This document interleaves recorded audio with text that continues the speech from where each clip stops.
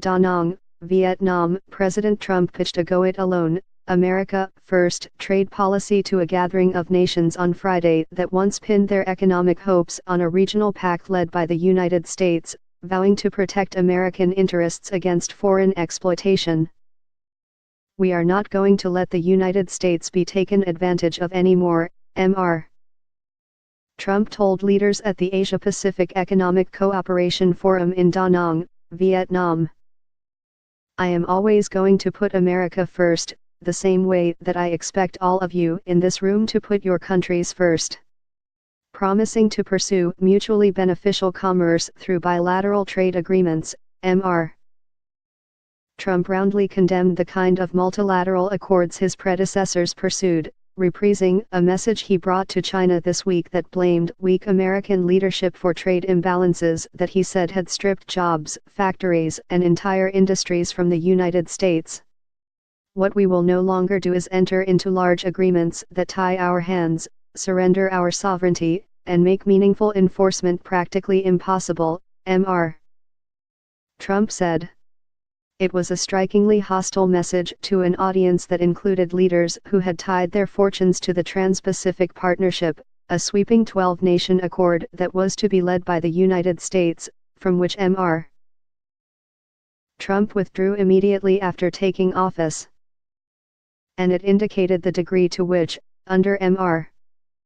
Trump, the United States, once a dominant voice guiding discussions about trade at gatherings such as APEC, has ceded that role. Even as he was railing against multilateral approaches, the remaining 11 countries in the Trans-Pacific Partnership were negotiating intensively to seal the agreement. Under the terms being discussed, the United States could re-enter the pact in the future. Mr. Trump spoke witheringly about an approach he said had led the United States to lower its own trade barriers, only to have other countries refuse to do so, and he accused the World Trade Organization of treating the United States unfairly.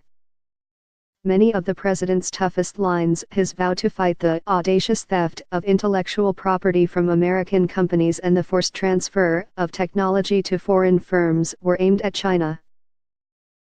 But Mr. Trump avoided criticizing China's President, Xi Jinping, personally. And he repeated his contention that he did not blame China, or any other country, for taking advantage of what he called weak American trade laws. "If their representatives are able to get away with it, they are just doing their jobs," the president said. "I wish previous administrations in my country saw what was happening and did something about it. They did not, but I will." White House officials had framed Mr.